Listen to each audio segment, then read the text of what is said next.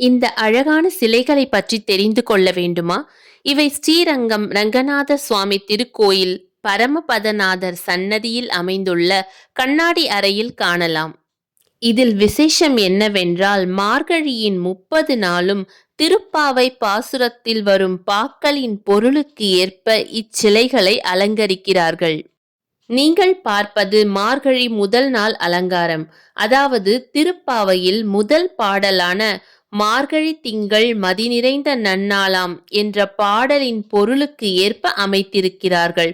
இப்பாடலின் பொருள்: அழகிய அணிகலனை அணிந்த பெண்களே, சிறுமிகளே, மார்கழியில் முழு நிலா ஒளி வீசும் இன்று நீராடக் கிளம்புவோம்.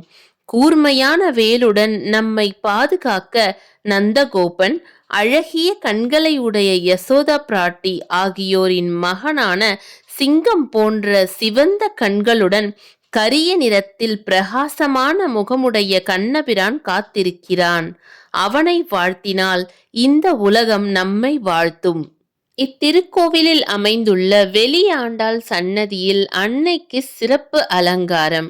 பச்சை பட்டாடையில் ஜொலிக்கும் அன்னையை கண்டு நாம் அனைவரும் அருள் பெறுவோமாக.